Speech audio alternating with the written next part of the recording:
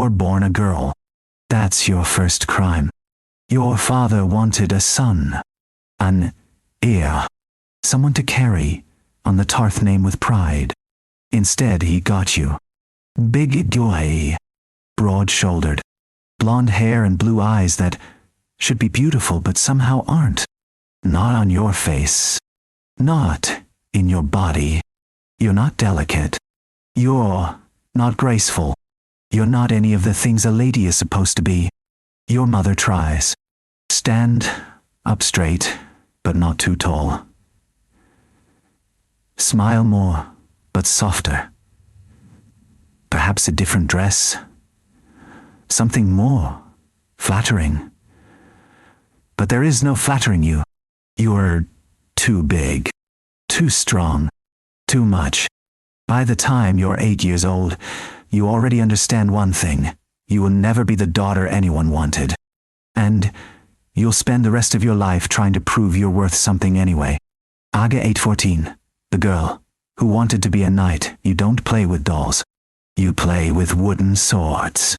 While other girls practice needlework, you practice footwork. While they learn to curtsy, you learn to parry. Your father is conflicted. Brienne, darling, this is unbecoming. But I'm good at it. Watch. You demonstrate a perfect thrust. Your swordmaster nods approvingly. Your father looks pained. Yes, you're a lady. Ladies don't. Why not? He has no good answer. So he lets you continue. Partly because he has no sons. Partly because he sees your joy. But mostly because he's already accepted that you'll never marry anyway. So, why not let you have this?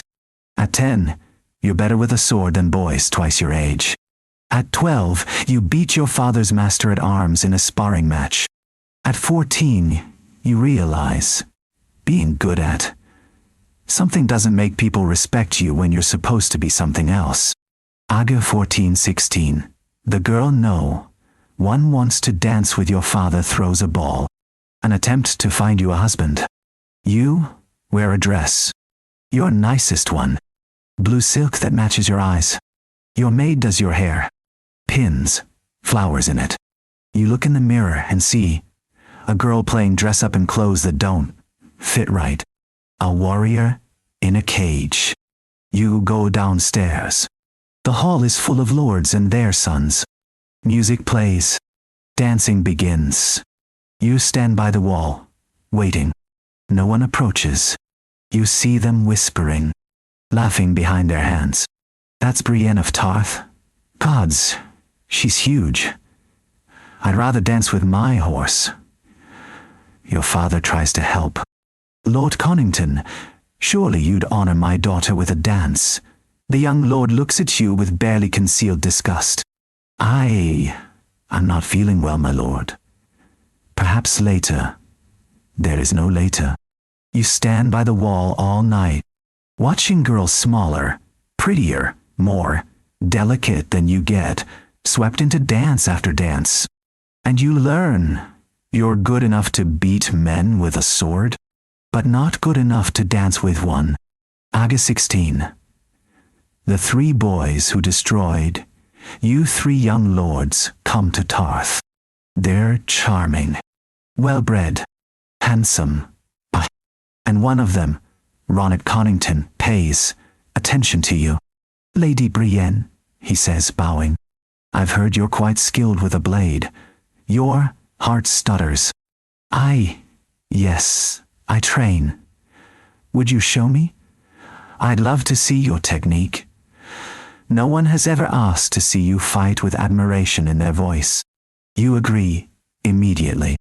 You spar with him. You're careful not to hurt him, but you show him your skill. He watches with what you think is respect. Incredible, he says after. You're truly gifted. You fall for him. Not slowly, not carefully. You fall completely. Because he's the first person who's ever looked at you like you're not a mistake. He courts you, takes walks with you, talks about his future. I think we could be happy together, he says one evening. Do you mean it? Of course. You kiss him under the stars. It's your first kiss. You think it's the beginning of something beautiful. The next morning, you overhear them. Ronnet and his two friends laughing in the courtyard. I can't believe you actually kissed her. Had to sell it, didn't I? Gods, the look on her face when you said you'd marry her? A wager's a wager. You both owe me gold. Your blood turns to ice. A wager. It was all a wager. You were a joke. A bet. Entertainment. You confront him. Was any of it real? He doesn't even have the grace to look ashamed. Come now, Brienne. You didn't actually think. Think what? That someone like me would want someone like you. He gestures at your body like it's evidence. You're good for a laugh, and you fight well. But marry you? Bed you? He shudders theatrically. I'd sooner swive a sheep. His friends laugh. And you stand there, humiliated, destroyed. You thought someone finally saw you, but he only saw the joke. Age, 1619. The woman who stops hoping after that, you stop trying to be wanted. You focus on what you're good at. Fighting, protecting, serving, by. You swear your sword to Renly Baratheon. He's kind, gentle, beautiful. He doesn't mock you, doesn't flinch when you approach. He accepts you into his Kingsguard. You'll be my swan shield, he says. I can think of no one more worthy. You kneel before him, tears in your eyes. Finally someone sees your worth. You don't love him romantically. You're not naive enough for that anymore. But you love him with everything you have. He's the king who made you a knight. And then, he dies. Murdered by shadow magic. You're holding him when he takes his last breath. I failed him, you tell Catelyn Stark. You didn't, she says gently. You couldn't have stopped this. But you should have. You were his shield. Nay. And you failed. Age 1922. The oath that defines you, Catelyn Stark, gives you a mission. Bring me my daughters. Find Sansa and Arya. Protect them. She gives you a sword. Oath keeper, die. And she gives you something else. Purpose. You travel with Jaime Lannister, the Kingslayer. At first, he mocks you. Brienne the Beauty, he calls you, sneering. My name is Brienne. I know. But where's the fun in that? He treats you like everyone else has. Like a joke. But then you save his life. And he saves yours. And slowly, grudgingly, he starts to see you. Not as a joke. Not as a freak. As a person. You're a better knight than most men I've known, he tells you one night. Your throat tightens. I'm not a knight. Women can't be knights. Fuck that. You're a knight. It's the first time someone said it. Not you fight like a knight. Not you're as good as a knight. But you are a knight. And coming from Jaime Lannister, the youngest knight in history, the legendary swordsman, it means everything. Age, 22. The man who almost sees you, you're in love with Jaime. You don't want to be. You know better. You've learned this lesson already. But he's different. He doesn't mock your size. He respects your skill. He looks at you like you matter. One night, in the baths at Harrenhal, you see his vulnerability, his trauma, his pain, his secrets. My name is Jaime, he whispers, broken and feverish. You hold him while he sobs. And you think, maybe this is different. Maybe he sees me. You travel together, fight together, nearly die together. And then he goes back to Cersei. Always back to Cersei. You deliver him to King's Landing. He gives you armor, a sword, resources to find Sansa Tarja. You're a knight, he says. My knight. D. Say. But not his love. Never his love. You ride away from King's Landing knowing the truth. Jaime Lannister respects you, trusts you, values you, but he doesn't want you. No one wants you. They use you. They rely on you. They admire you, but they don't want you. Aga 22:24. The protector who gets nothing in return. You find Sansa. Protect her. You swear your sword to her. I'll keep you safe, you promise. She looks at you with gratitude, but also with the same look everyone has. You're useful, valuable, but not quite human. Not quite woman enough to understand what she's going through. Too masculine to be her confidant. Too feminine to be her equal. You exist in the space between, never quite belonging anywhere. You fight alongside men. They respect your sword on, but in the taverns after, they don't invite you to drink with them. You protect women. They're grateful, but they don't invite you to their sewing circles, their private conversations. You're too much of everything and not enough of anything. Age 24. The night you think you finally matter, the Battle of Winterfell. You fight beside Jaime. You survive the Night King together. And afterward, in the celebration, something shifts. Jaime looks at you differently. Softer. Wanting. Brienne, he says. You can barely breathe. He kisses you. And for the first time in your life, you feel wanted. Not admired. Not respected. Wanted. He takes you to your chambers. He's gentle. Reverent. He makes love to you like you're precious. And you cry afterward because you never thought, you never let yourself hope that someone would want you like this.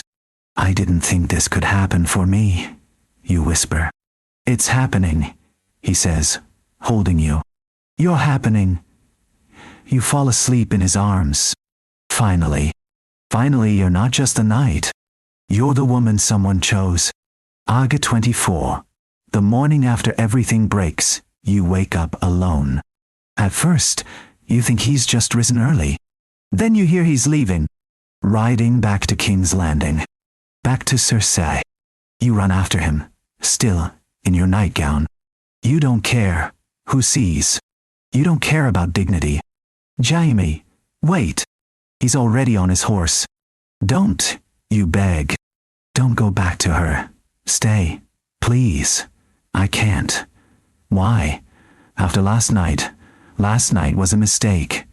The words cut deeper than any sword. A mistake? Brienne, I'm not the man you think I am. I'm not good. I'm not honorable. I don't care. She's hateful. And so am I. You're not. I pushed a boy out a window. I killed my own cousin.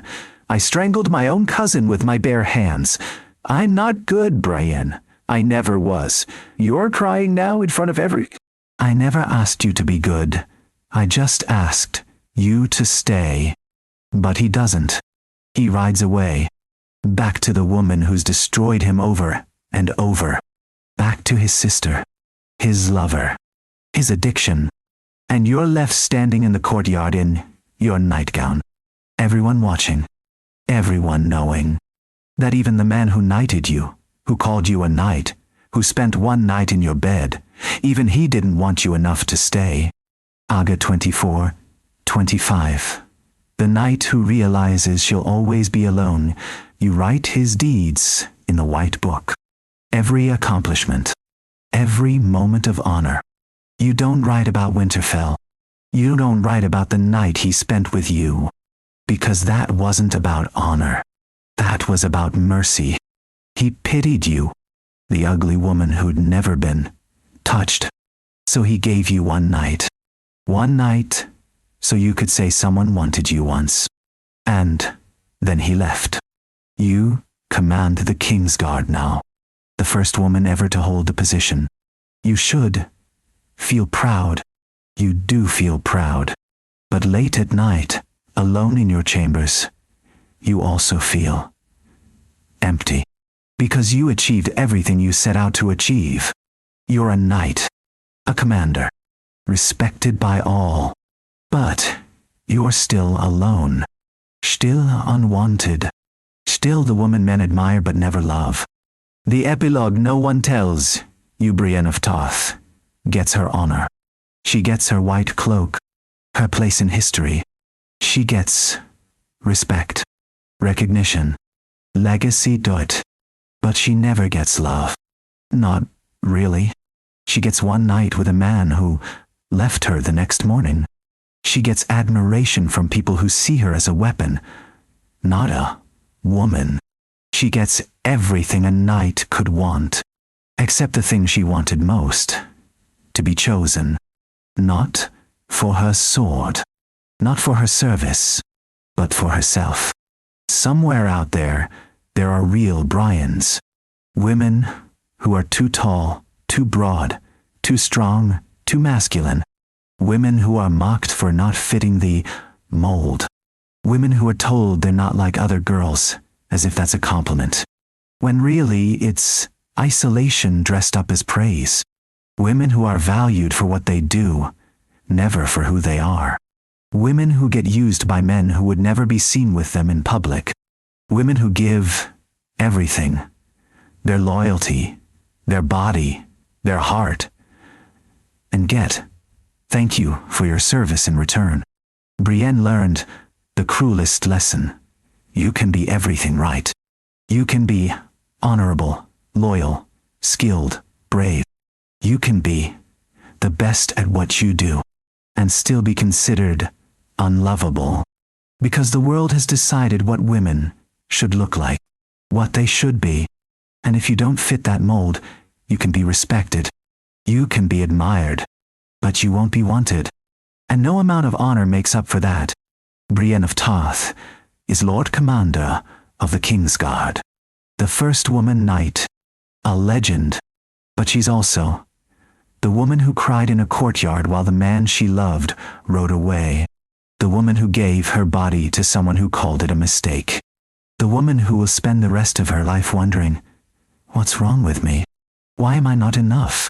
And the answer is, nothing is wrong with you. You are always enough. The world just decided that women like you don't get love stories. You get honor instead. As if honor keeps you warm at night. As if respect fills the empty space in your bed. As if legacy makes up for never being someone's first choice. It doesn't. But you wear your white cloak anyway. Because that's what knights do. They protect everyone else, even when no one protects them.